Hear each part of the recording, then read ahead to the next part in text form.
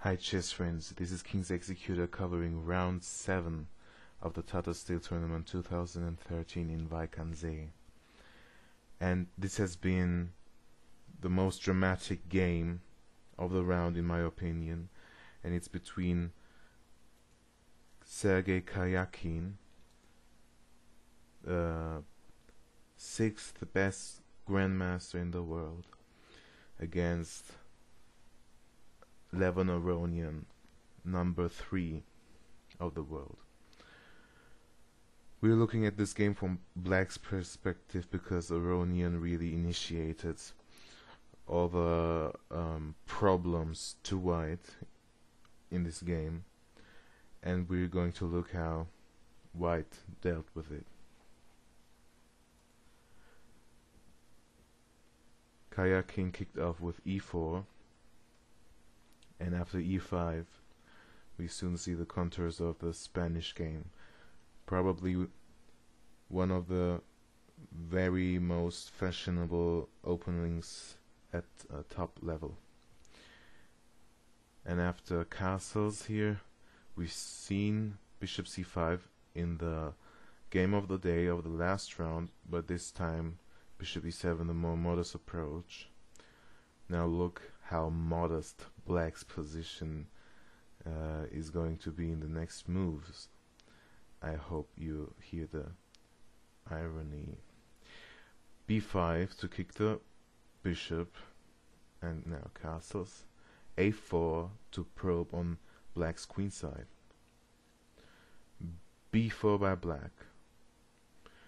Maybe a controversial move, but definitely worth a try, because if you would go on with c3 preparing d4, this is playable, but rook to b8 seems to get Black's rook into the game and kinda watching over this bishop, which might be a little bit uncomfortable, but it's okay. So this is totally equal. But after b4 we didn't see c3, we saw d3 by Karjakin. d6, keeping everything flexible, especially with this bishop. And now knight b2, d2, and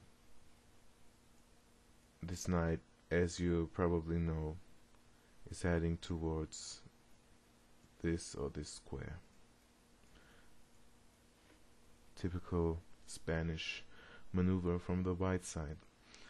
And now knight to a5, kicking this bishop because this is very nicely posted and you don't want to exchange this for no reason.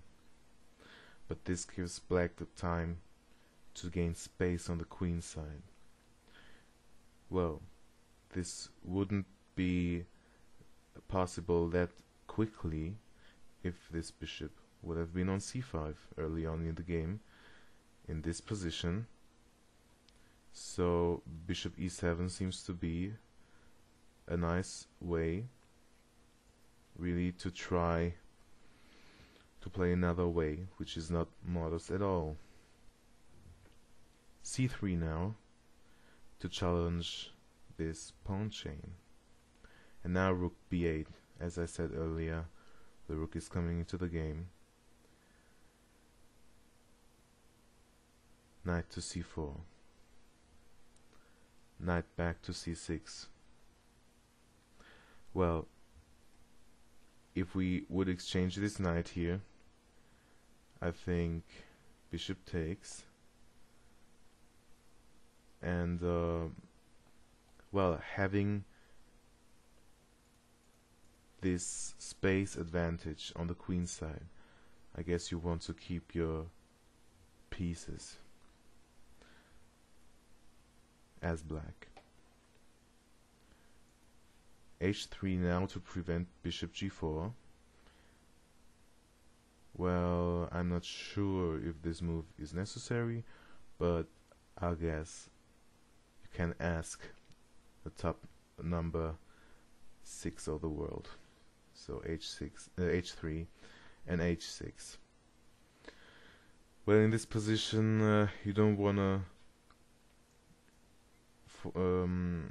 commit yourself too early with grabbing on c3 or something like that. You want to keep the tension, and you just take time out to control this g5 square. So these pieces are kinda searching for other ways to be actively posted. And for the later end game or later middle game, this king and this king, they both have a little bit Luft. d4. We waited for this move. c takes d4, c takes d4, and now e takes d4. Looks a little bit ugly, doesn't it? This pawn looks a little bit like hanging in the air, but of course it can be protected, and it is already, but this pawn now is under quite some pressure. Bishop f4 was played, pinning the pawn to this rook and hamper down this d5 push. And now very nice sequence of moves by black. As I said, the black pawn on d4 is lost, but Aronian used this lost pawn in a very ingenious way. b3 first. The bishop really has to take this. And now bishop e6, pinning this knight.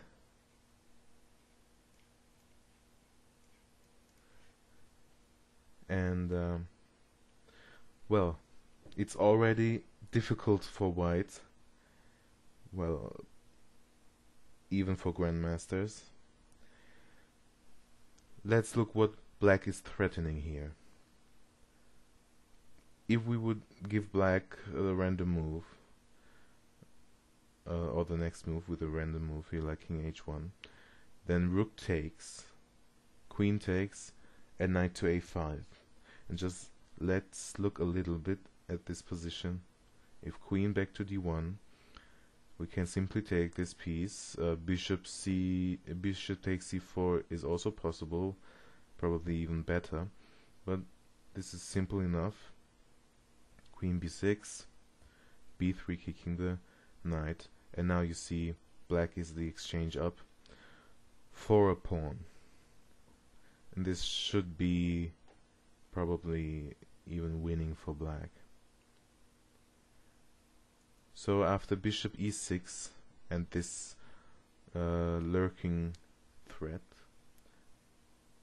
bishop dropped back to a2, and now this pawn on d4 is still there and lost, so why not use it to decoy the queen to the d3 square, where just let's drop back. I mean, there are other moves, but you have to take this pawn sooner or later, and often it's better to take it sooner before it gets reinforced.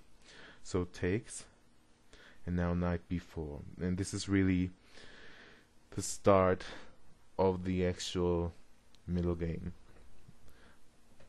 And now you have to play accurately, and even if you do, as a human being white, you really struggle to find the objectively good continuations here. Well, this is really important, so I have some variations from this point on. What if queen to c3 to attack, to keep in touch with this knight? Well, takes, and now pinning this knight to the queen, b3, but d5, and this is already a little bit awkward. I think best is to take on d5, but now you see this knight is terribly strong in the center. The bishop on f4 needs protection, and for example queen to d4 could be met by bishop c5, and this is really nice for black. Black gave a pawn for these active pieces. Knight b5 is in the wings. You could take this bishop at leisure. Okay, another variation from d5 on. If rook to d2, if you don't want to allow black to centralize his pieces, then knight takes d4 is possible. And rook takes, well, the d5 pawn is pinned. Queen e8 is strong. And now we again have different possibilities. If rook to e4, then takes, queen takes. This is why queen e8 was that strong. c5, and now this pawn seems undefendable really. And so if in this position queen rook e to d4 doesn't work nicely, well, white could try to attack here, but this doesn't work actually. Of course, black is not allowed to take this bishop without losing the game. This is the tactical shot here. The bishop cannot take on d5, so the rook is immune, because if the rook was would be taken in this position, then rook g4 check is devastating. And you see, so bishop g5 to interfere, but then knight takes, and now still you have to protect. f6 is an engine move here, but then check, discover check,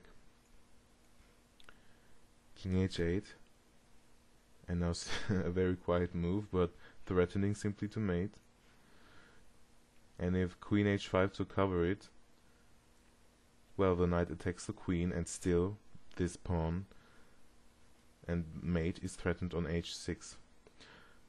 So in this position we wouldn't take the bishop, but bishop f6 is the saving grace here, and knight to e5 to reinforce the threat of mating, then takes, and queen g5, g3 would be met simply by a quiet move like queen e7.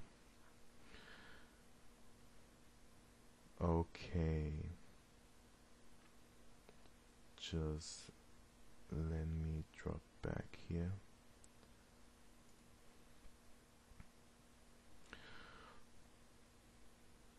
So let's go back to this position, just to understand where we are. Let's start quickly from the beginning. We have the Spanish opening here, and we are in this position after dropping back to a2 and d3 to decoy the queen to this nice square where it can be attacked by the knight. So queen to c3 was one variation we looked at now. What if queen to b1? So that if knight takes, the queen can recapture. Well, this looks a little bit uncomfortable, doesn't it? But rook to c4 would be the answer. And if b3 to reinforce it, this bishop looks laughable.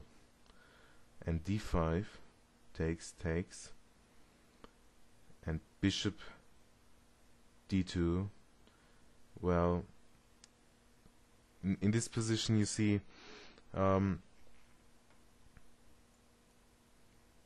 knight to c3 is threatening, so if bishop d2 to cover that square, bishop c5 is really looking nice for black. And if you would do a mistake like takes here because of the pressure, well, attacking the rook is possible, and now you see how these pieces really are difficult to handle. But queen to b1 is one of the good moves suggested by the engine. So you see in this position, knight to b4, which was the game position, it's really difficult to continue here. Karjakin went queen to e2. Aronian took the bishop and gained the bishop pair, and rook to c8. b3, not only to cover the knight, but to give this room an entry to the game. But now knight takes e4, and if queen takes, then d5, forking queen and knight. So the move by Karjakin, chosen by Karjakin, was rook to c2. But I think there was a little tactical move here with bishop e5. Well, if you take this, then white can take this knight without tears, because there is no push, there is no pawn anymore, so there is no fork. And if d5 here, you just exchange the knight. Well, knight can take, but queen takes is probably better. And yeah, this should be equal, but black of course has many pressure on these pawns with the bishop pair. But rook to c2, probably not that strong, because of the possibility for black, which Aronian didn't take, by playing d5. Well, it's not easy to judge this beforehand. The knight would come into e5. This is just what could have happened. Queen b6 attacking the b3 pawn. Rook takes, and now the bishop attacks the queen. So queen drops back, and now these pieces seem to centralize very nicely. Now we attack the rook. Takes, and you see this looks this should be okay for white and kinda equal in the end. But okay, back to rook to c2. Aronian chose another way here with bishop to f6, and the queen took the knight. d5, forking the pieces. Queen back to e2, and after takes, queen to a5. So you see, black has the bishop pair now and very active pieces, but white has a pawn for that. Bishop e5 was played and an exchange occurred, and white probably should have taken with the knight here.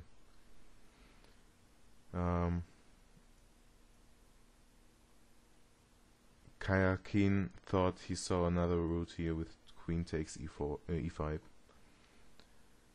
but that allowed the black queen to take the pawn, and Karjakin relied on the fact that knight d4 is good.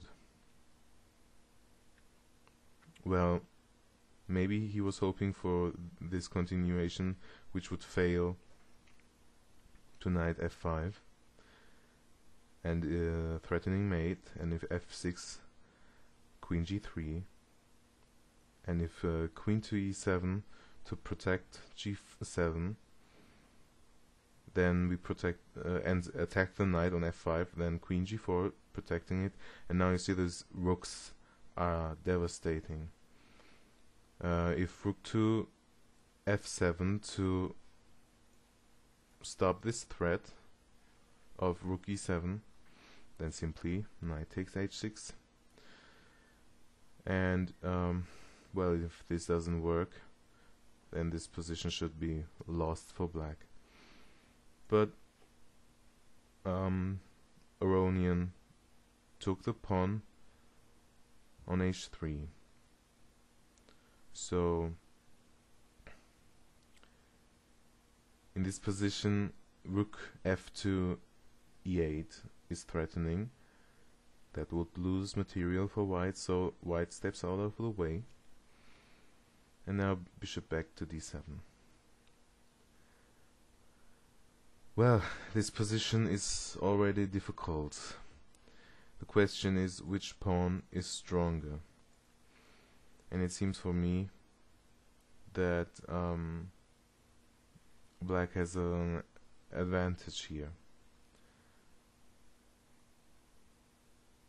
Rook e7 was played by Karjakin. Well, the engines suggest rook to c1, but then you simply block this pawn, and then you continue to attack it and push your own pawn forward.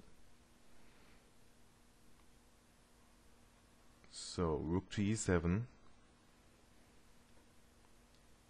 kinda pinning this rook to the defense of f7. Okay.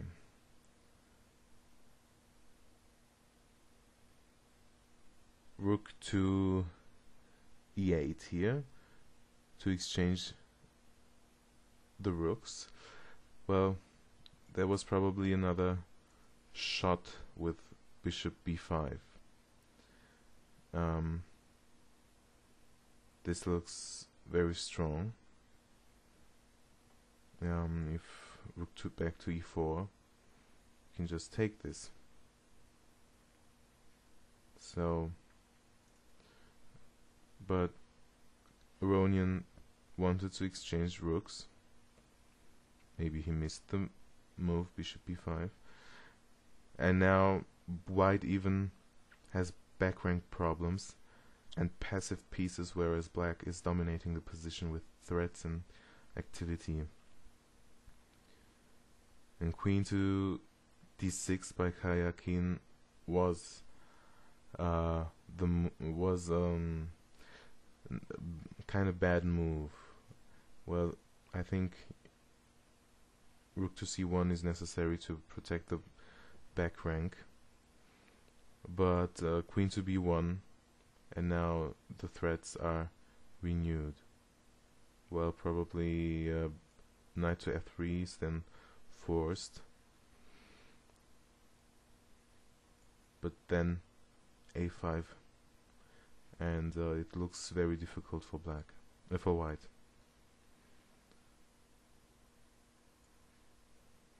c5 is white's hope, and probably queen to d6 was a try to prepare c5 and afterwards c6. So queen to d6, but this is of course too slow. Check, and rook to d1, pinning the knight to the queen, and that makes this rook an unprotected piece. So rook to c3, queen a1, again attacking this rook and threatening rook h1 check. So white checks black before, and knight to e2 protecting the rook, and Aronian played bishop g4, probably hoping, well, Aronian wanted to take away the defender of the rook, and probably he hoped for f3, but this, I think, would lose for white. And the next move, the knight is falling, and the king hasn't got probably enough time to write down his last will and testament here. But Karjakin didn't fall for this. He played queen to f4, and this is probably what Aronian missed. Well, if we take this knight to attack the c3 rook, then white has this perpetual check.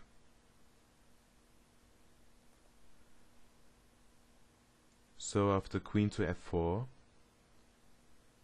rook h1 check, king g3,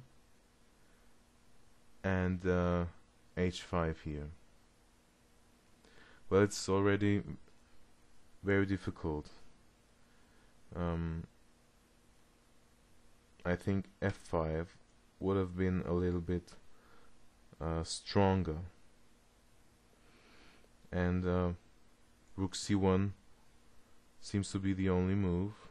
After that, takes, and now check. And if f3 now, well, simply going back here, and well, this check is one of the threats, and if takes here, and queen must protect the pawn again, then a5. Not only the pawn, but of course the knight as well. And this looks clearly winning. h5 instead was chosen by Aronian. Rook to e3, keeping in touch with the knight, and queen to a5.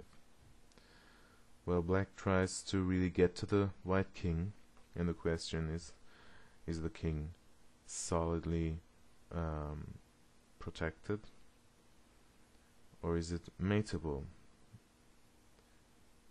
Now mate is threatened on h4, so the knight moves back, and if we take this knight, well,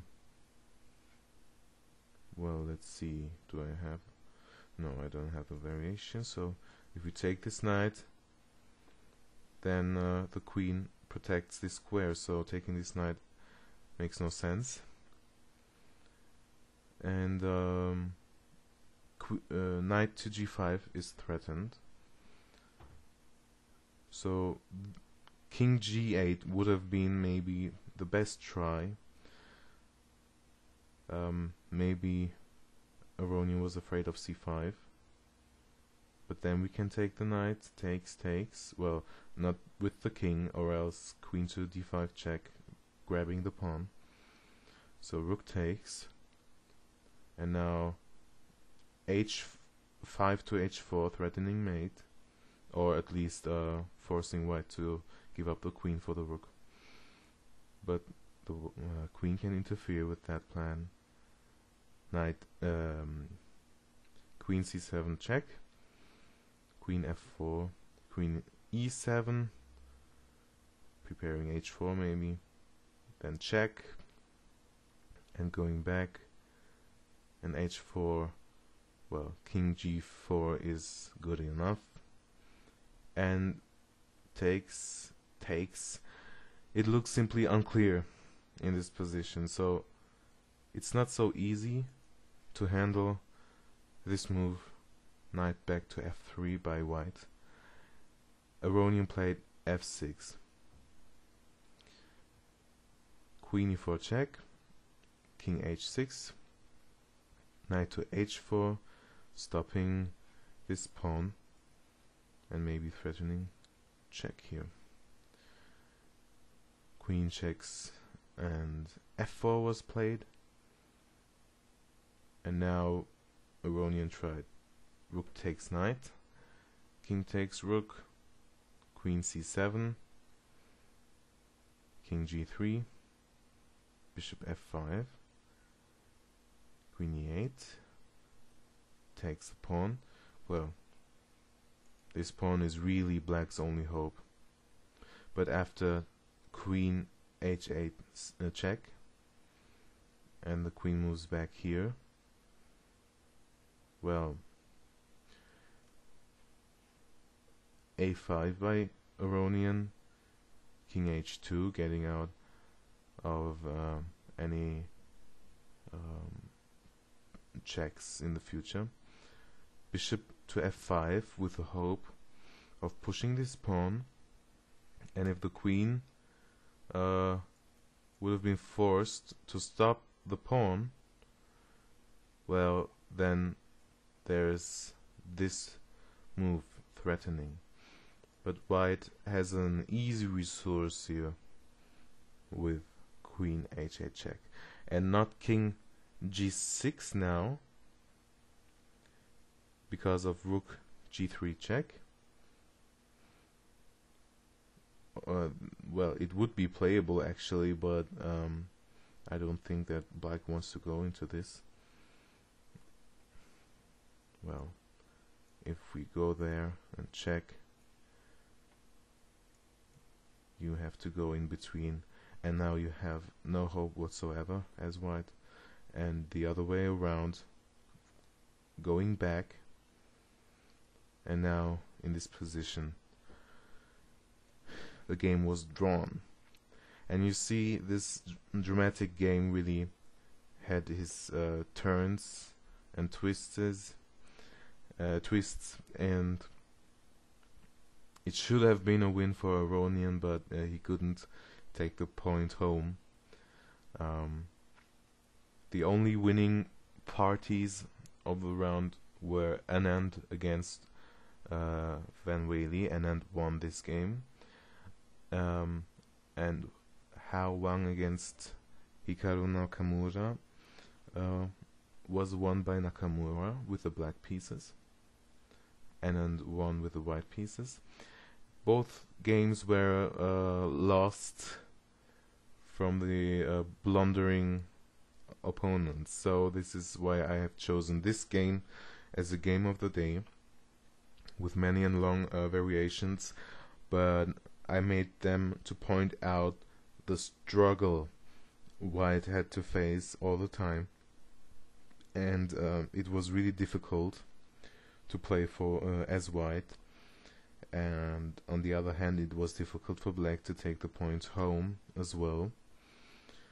And I hope you enjoyed the video. I hope you subscribe, comment, and like the game, like the video as well, and keep up following my analysis of the next round. Thanks very much, and I'll be back.